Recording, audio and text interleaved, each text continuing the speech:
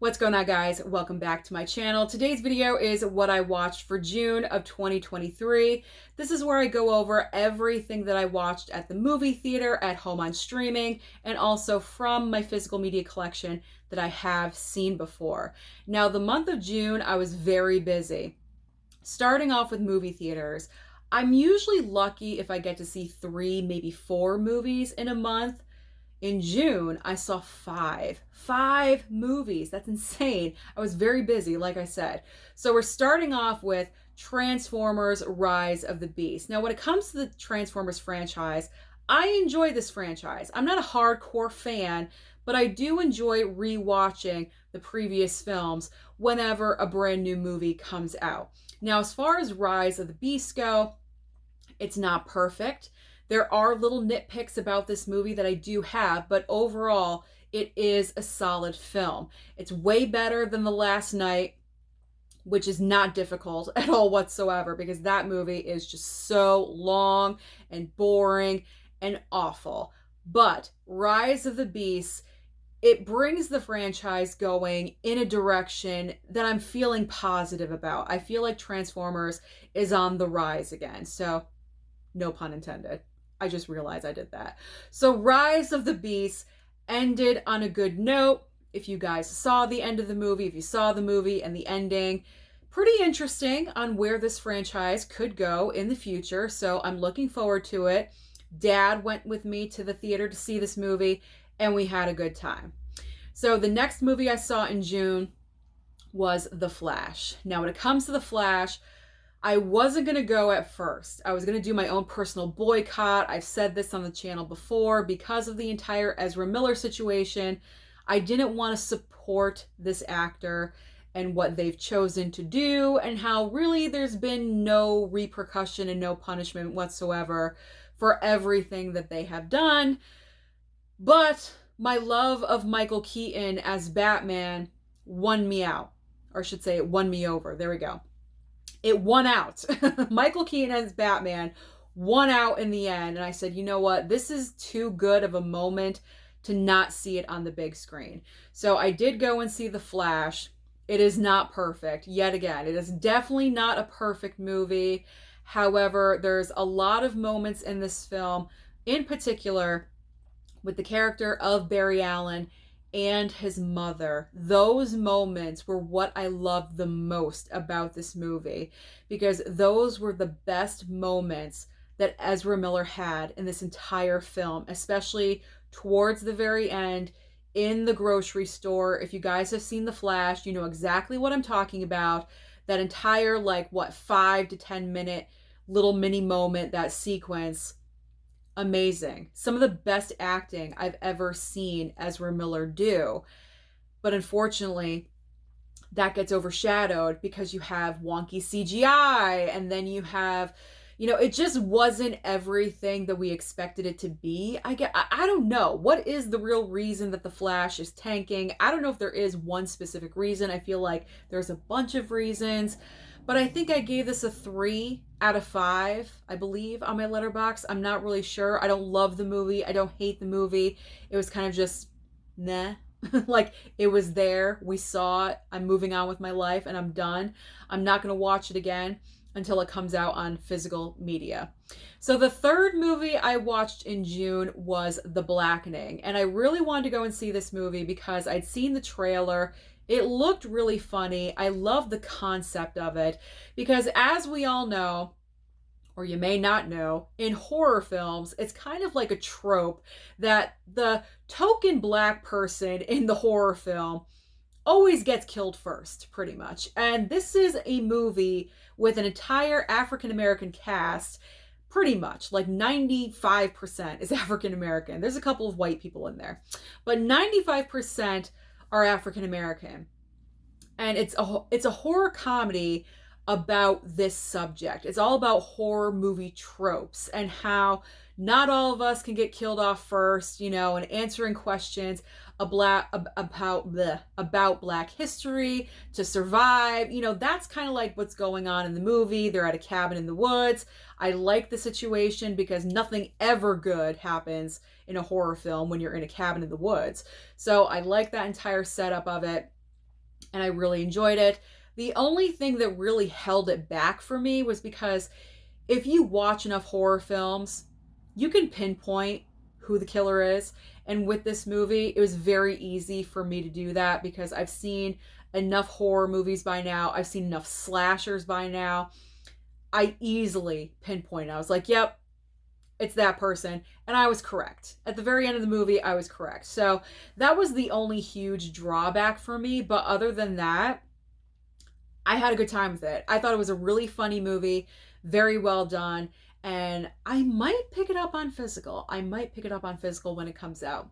All right, movie number 4 at the box office. This is probably my favorite from the month of June, and it is No Hard Feelings, starring Jennifer Lawrence. Now, I was really looking forward to this one because very rare nowadays do we get a funny, this one's kind of raunchy. It's not full on raunchy, but funny, raunchy comedy that kind of just like goes off the rails. It's gonna offend some people, yes, but that's what comedy does. That's the point of comedy. You're not gonna please everyone because, you know, movies are subjective. Comedy is subjective as well. Not everyone is gonna find everything funny in the same movie when you're supposed to. But I really enjoyed this film, especially with Jennifer Lawrence, because this is so unlike any other part she's ever played. I feel like as an actress, she just went in 100% and she had a great time doing it. And it shows because the physical comedy that she does in this movie is on another level. I was laughing hysterically. But the biggest surprise about this film to me is that, yes, it is a raunchy comedy. It does have kind of like a ridiculous concept, although it is based off of a true story of a Craigslist ad that was found. I do have to say that. I learned that little piece of information. But surprisingly enough, even though this is a raunchy comedy, it also has a lot of heart and charm in the film. It doesn't have the most original plot line. We have seen this kind of plot again and again in different movies, but it is done in a different way.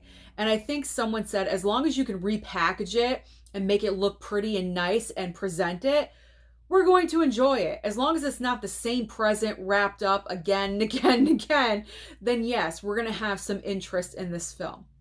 So I enjoyed No Hard Feelings. I'm looking forward to picking it up on physical, and this will be coming to streaming on Netflix because I believe Sony put this movie out, and any Sony movie goes to Netflix. So if you guys haven't seen No Hard Feelings, you're more of a streaming person, then it should be on Netflix probably in a couple of months, I would say. All right, now the final film that I saw in the theater, Indiana Jones and the Dial of Destiny. I almost said Crystal Skull. So, Dial of Destiny, again, it's not a perfect movie, but I had a great time watching this as well because my father came with me again. My dad is now coming to the movies with me. Very nice surprise. So we went and saw this movie together.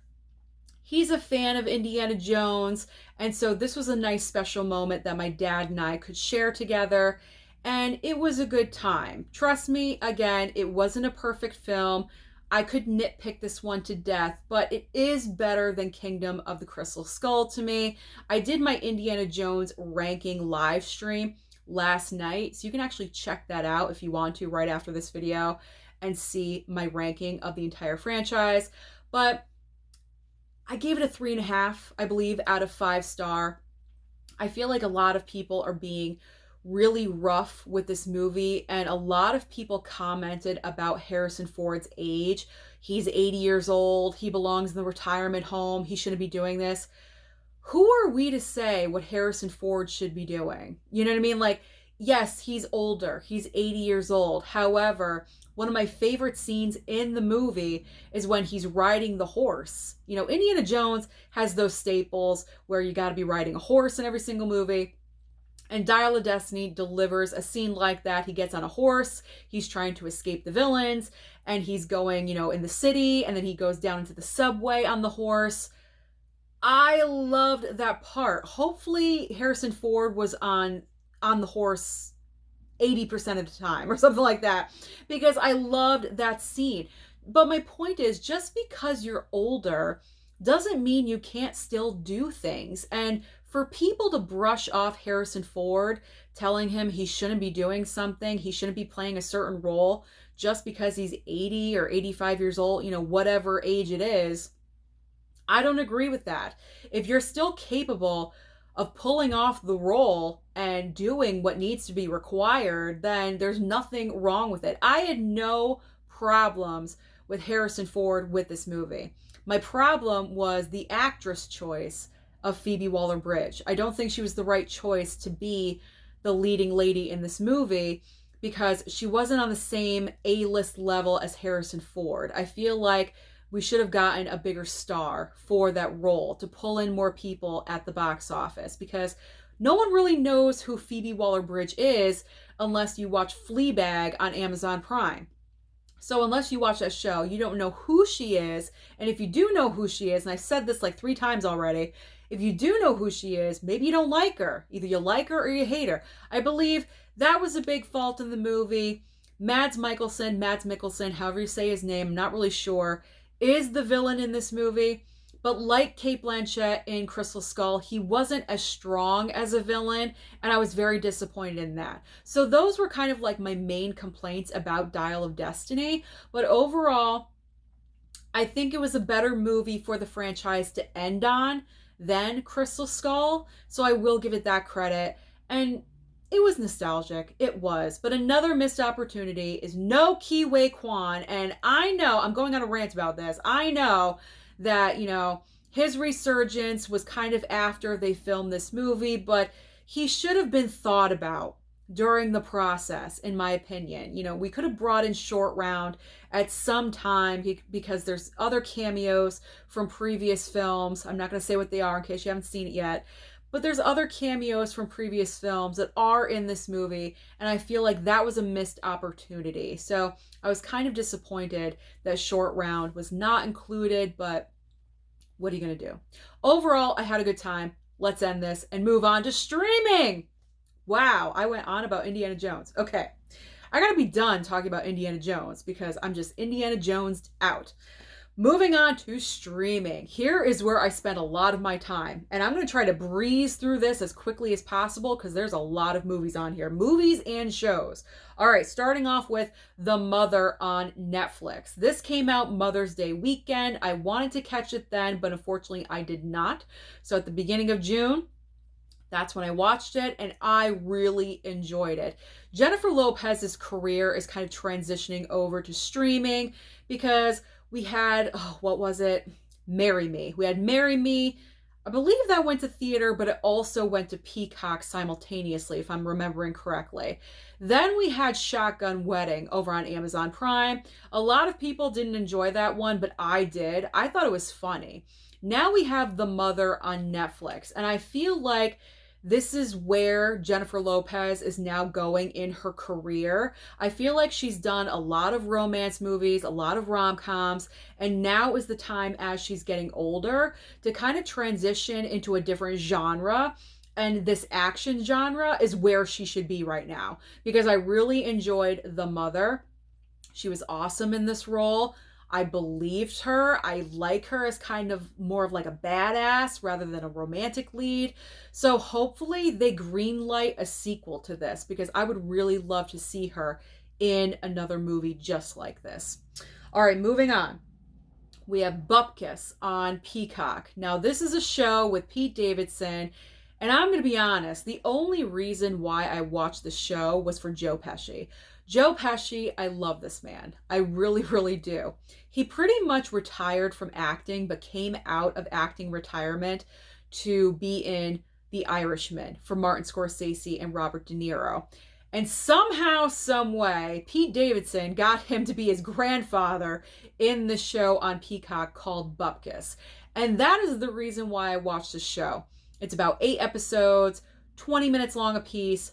Perfect thing for me to watch. I love 20-minute episodes. It just makes everything go by extremely quickly. I enjoyed watching the show. However, I'm going to say I'm getting tired of seeing Pete Davidson play himself over and over again. If he's going to be an actor like a serious actor and kind of, take it to another level. I don't know how serious he can get, but he's got to stop playing himself. This autobiographical stuff has just got to end. We had the King of Staten Island. Now we had Bupkis. Okay, can we be done now with your real life, Pete Davidson? Because I'm kind of over it. Not every episode was great. I feel like the first episode was really good. The last episode was kind of weird. It was mostly in black and white, and then it surged into color at one point.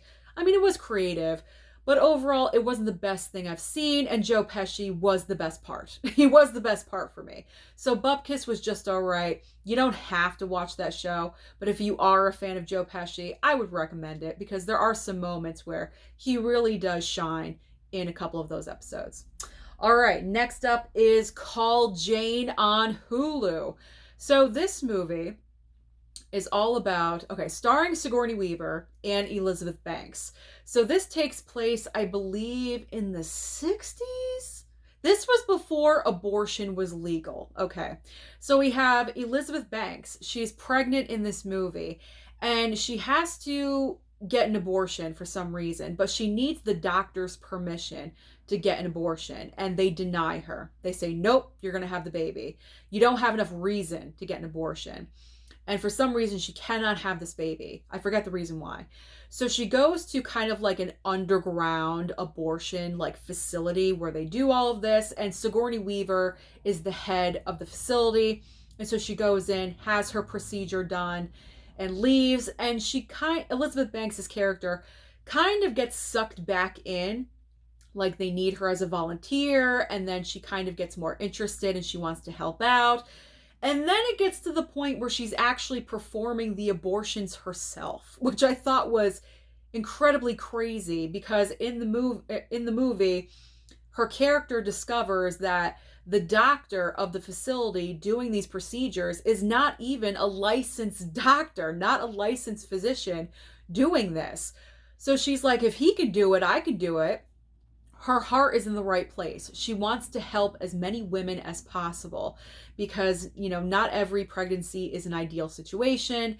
And she realizes that. After her experience, she realizes that. And she wants to help women out. I almost said people, only women. She wants to help women out. And that's what this movie is all about.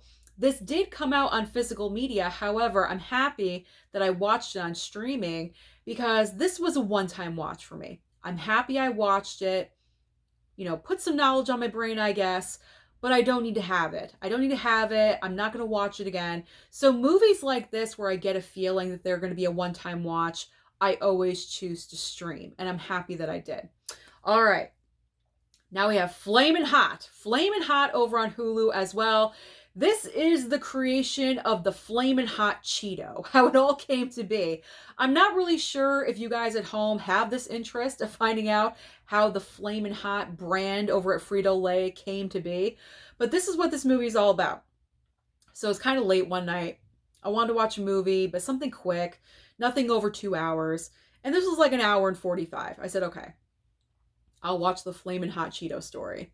So I watched it. It's not the best movie on the planet. It's like a basic, true story.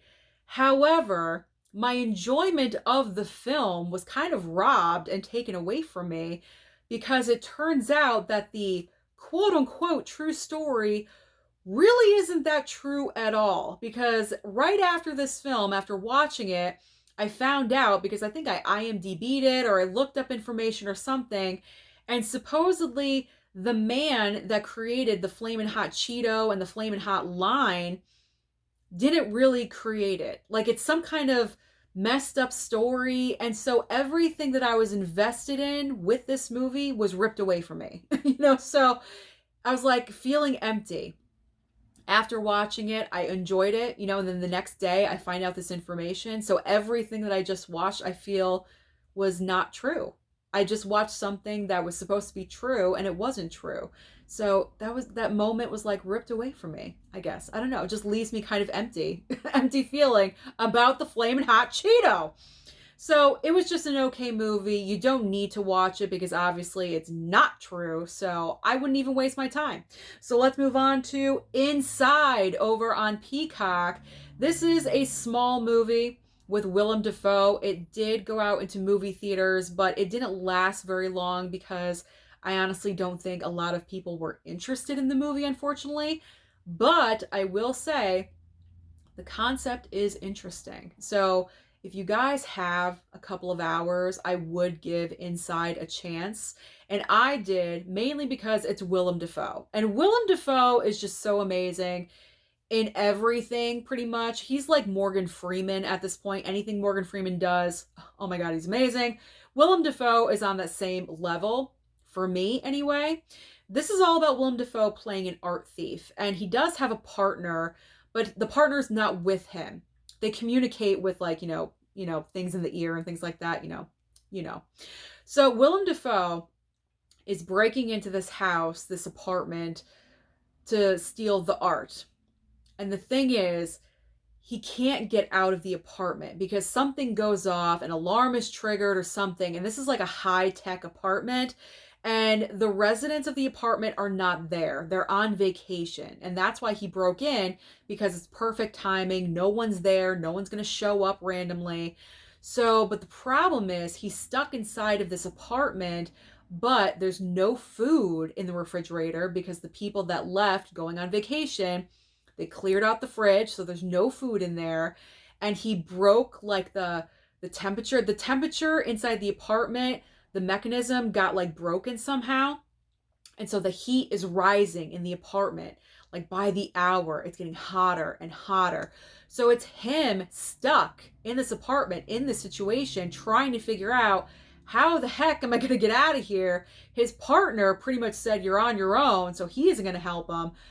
So he is really, really stuck. And unfortunately, I fell asleep during this, and I'm really upset that I fell asleep during this because I was into it and I was really engrossed in what was happening and what Willem Dafoe's character was going to do, and I fell asleep. So this one I may rewatch if I can this month because I want to finish it. I really, really do. And it is worth watching. So stream it. It's an interesting original concept. What would you do? What would you do if you were stuck in an apartment with no food and rising temperature? How would you cope? All right. Next we have Champions on Peacock as well. I enjoy Peacock as a streaming service. You guys are going to notice I watch a lot of stuff over on Peacock. So Peacock had Champions with Woody Harrelson. This movie came out in March at the movie theater. I did not go and see it then. And I decided, no, it's a streaming movie. I'm not going to pick it up on physical media when it comes out. So I streamed it. This is probably in my top 10 movies of the year so far. This movie was so good. You have Woody Harrelson, who plays a basketball coach, like kind of like semi-professional, professional, and he gets in trouble. And so the judge with his case tells him he has to do community service by being the basketball coach of this team that has intellectual disabilities. So he's kind of like, like paying his penance, I guess, or something. I don't know. But that's his community service. He has to work with individuals on this basketball team that have intellectual disabilities. And I loved this movie. It went by so quickly. It had a great pace to it. Tons of heart. And Woody Harrelson was so good. So good in this film because his character, when he had to first interact with this new group of people, he didn't look down on them. His character didn't look down on them. His character didn't, think that he was better than them in any way. He kind of just accepted his situation and he embraced it. He was like, you know what? This is what I have to do. All right, let's do this. He wanted to get to know the kids and he wanted to get to know their names and everything. And that's what I really loved. I thought he was going to go in and be like the biggest dick on the planet and, think he was better than them and not want to get to know them at all. But I was completely wrong. And that was what was so great about this film, is that this character that Woody Harrelson played was so integrated in these kids' lives on the team in this movie. It was just so good.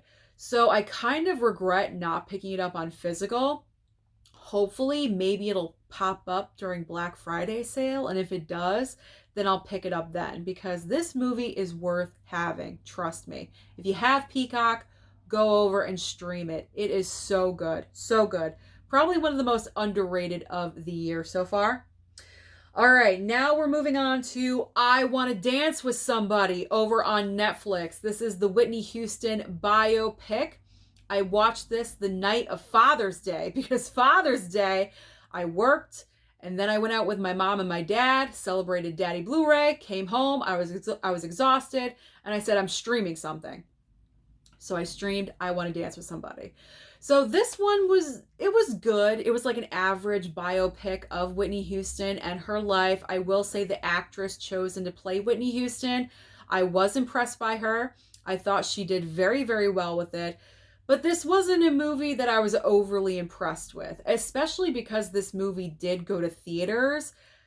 This should have like just gone to streaming, I feel like. It wasn't like a huge blockbuster biopic. Like a blockbuster biopic I consider to be Bohemian Rhapsody or Rocket Man, but this was not. It felt like a smaller scale for some reason to me, and it should have just gone to a streaming service. It feels like it just belonged on a streaming service. I feel like it wasn't that complete of a movie, even though the runtime was over 2 hours. But I don't know, like the ending, I feel like they were scared to go there with Whitney's death. They kind of glossed over it just a little bit. I thought maybe they would have pulled in Bobby Christina somehow with her death and everything. I don't know. They kind of just like glossed over the obvious ending of her life. So, I mean, not that I want like overly graphic or anything like that, but you do have to acknowledge it. It is a biopic, and that is what happened with her life. So they did mention it, but it just wasn't enough for me, I guess. I don't know. It was kind of just an average biopic. I'm not going to watch it again, so I'm happy I streamed it. I didn't pick it up, and this is why I do what I do. I stream. If I feel like it's a one-time watch, I always stream it. Okay. Then we have Clock over on Hulu. All right, let's talk about this movie for a second. Clock is all about a woman. I forget her name, but she played the blonde cheerleader, not the dumb one, but the smarter one on Glee. If you remember that actress of who she is. I can't remember her name on the show either, but she was on Glee. I want to say her actress name is Diana something, Agron, I don't know. But she's the lead of this movie. And this is all about her character, for some reason, just doesn't want to be a mom. She doesn't want to have babies. She doesn't want to be a mom. She's very fulfilled with her life. And she's married. She has a husband, but she doesn't want to have kids. She's fine with her career. She has a great career going on. But it's like, for some reason, she feels the need, like maybe there is something missing. And she does have her father pressuring her to have children. And I have a personal connection with this movie because I personally do not have children, and I have a stance on it, and we'll get to that in just a second. But she goes to this facility, this kind of like experimentation facility with this doctor that believes that she can work with her to get her to want to have a child, to want to be pregnant because, her husband really wants a kid, or, something like that. This is so wrong.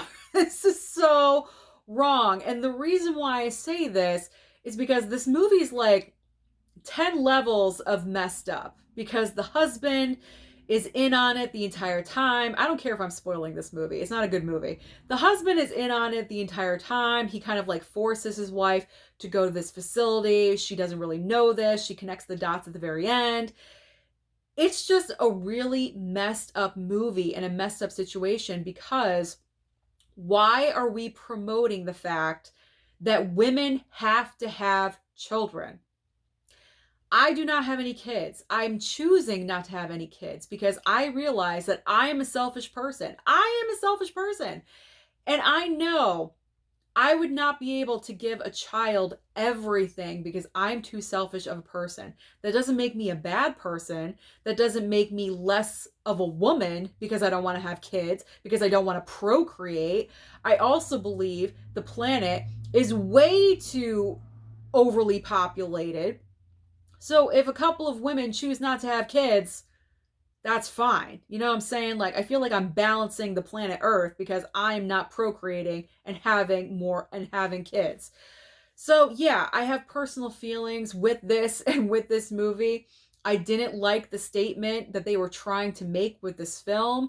I had curiosity about it, and I am done. Like, I am totally done with this movie. I do not recommend it. I don't like the message that it was trying to send. So yeah, I honestly have nothing else to say about Clock. So we're just going to move on to the next movie on my list, which is Polite Society, over on Peacock as well. This is another smaller film that went out to movie theaters, and unfortunately it got glossed over because as much as people say they want original concepts and original material, they don't want superhero films, they don't want these kind of films, they don't want franchise films. When original films like Polite Society or Inside come out in the theater, no one goes to see them. I don't know. I don't really know why. And I am included in this. I am included. But at least I'm watching it on streaming. You know what I'm saying? So at least I'm watching it on streaming. But I really enjoyed this one. I didn't know how I was going to feel about it. But what I love about it the most is that the center of this story is the love between these two sisters. And the younger sister wants to be a stunt woman. This is her dream. She is working towards this. She has a YouTube channel about it. She's recording videos, and her sister helps her with that. So they have a very close and tight bond. The problem comes in is when the older sister starts dating this guy, and then he proposes to her extremely quickly after they start dating. And the little sister becomes very suspicious about this, and she starts investigating. She gets very involved with what's going on, and of course she's trying to figure out information, and it leads up to the wedding. And by the way, the costume design for this entire wedding sequence is off the charts. Gorgeous, beautiful. The green and gold dress that the little sister wears, the bridal gown, they're amazing looking. I would watch this movie just for that because it's so gorgeous to watch. This movie, the concept, the reason why you find out why the mother of the groom really wants the groom to marry this one girl, that reasoning is so dumb. It really, really is dumb and impossible. But if you look beyond that and really enjoyed the movie for what it is, and the heart and the soul is about the sisters, then you really enjoy it. I enjoyed it. I thought it was a great time, and it was just different. A different movie, a different culture to experience. So I enjoyed that about Polite Society. All right, moving on next to yes, I did. Magic Mike's Last Dance over on Max. So again, I needed to watch something that was less than 2 hours. Magic Mike's Last Dance was there. It was on my list. I said, you know what? I might as well watch this one. I will say, it's better than part 2, in my opinion. But they should have stopped after the first movie. I mean, why did we need sequels to Magic Mike? It's a very simple concept. Very, very simple. He's an exotic dancer. You have this, quirky cast of supporting characters. You had Matthew McConaughey in the first movie. It was perfect. Then we get this boring ass sequel in part 2 where you're really not interested in any of it until the last 20 minutes, 15 minutes of the film where they're at the competition. That's where it was the most interesting. Then we have this one, Magic Mike's Last Dance, where he's bartending. He comes across Salma Hayek's character, who is the hostess at this party that he's bartending at. And she just becomes infatuated with him. He does a dance for her. And then the next thing you know, I can't even talk about it. The next thing you know, he's off to London with her. So we're going international with Magic Mike. It is just so ridiculous. This needs to be done. And I hope that it's done because it's called The Last Dance for a reason. Hopefully, I hope we're done with this. I hope we're done with this. But it was better than part 2. It was better than 2, but that is not saying much. So let's move on. We're almost done. I told you there was a lot of streaming on this list. How long am I running? I'm 34 minutes in right now. Can you believe this? All right, let's speed this up. Arnold over on Netflix. This is the 3-part documentary all about Arnold Schwarzenegger. All about his bodybuilding, his early days, his transitioning to an actor, and then obviously his political career, and anything and everything in between, including little tidbits about his affair and how he cheated on Maria. I never liked that. I got really, really mad when I heard about that, but I will forgive him. I will forgive him. I was kind of impressed that Arnold Schwarzenegger was in every single part of this documentary. He was very honest, talking about situations that happened in his life. They had a lot of great photos behind the scenes. So I really enjoyed this documentary. Like I said, especially with celebrities, I enjoy watching documentaries, and I'm very excited because I saw on Twitter that Stallone is getting one on Netflix, I believe in November. So I'm super, super excited. If it's like this one, a 3-parter, I'm over the moon. I really am. But it seems like Netflix has been doing a lot of documentary with celebrities lately. That's like the new trend that they're doing. I don't know. But overall, I enjoyed the Arnold documentary. I do have Fubar on my list to watch, although I haven't heard the greatest reviews, but I will give it a chance. All right. And just like that, season 2 over on Max. Why am I watching this? I have no idea. I watched the original run of Sex and the City back in the day. It was one of my favorite shows. That show was just so iconic and so perfect at that time. Then we have And Just Like That. Reason being is because Sarah Jessica Parker cannot find any other work. And that is why SJP continues to play Carrie Bradshaw in this show. And we are now in season 2, and it's all about Carrie, I guess, navigating, post-Big, that entire situation that happened. If you haven't seen it, I don't want to ruin it, but, navigating her life and her friends and what have you. I mean, it's just, I've only seen the first couple of episodes, so I can't really judge it too harshly, but I mean, it's just not the same. It's not the same formula. You don't have Kim Cattrall as Samantha Jones, although we are getting her, I guess, in a phone call situation. I'll take anything at this point. But I guess that's the last episode of the season, apparently. So baby steps. We're taking baby steps. But it's just not the same show. It doesn't have the same vibe, the same zhuzh, the same must have, oh my god, it's Thursday, I have to watch this show. I'm 2 weeks behind now, so I gotta catch up. You know what I'm saying?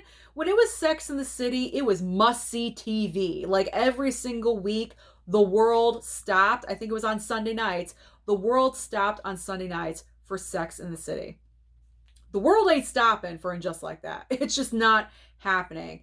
These characters that they introduced in the first season, it just feels like they're forced upon us. It doesn't feel real and natural. It just doesn't work. I'm not really sure how long they're going to go with this show. I will still watch it. I am still curious, but I'm not too hopeful about it. That's all I'm going to say. And the final stream to Leslie on Netflix.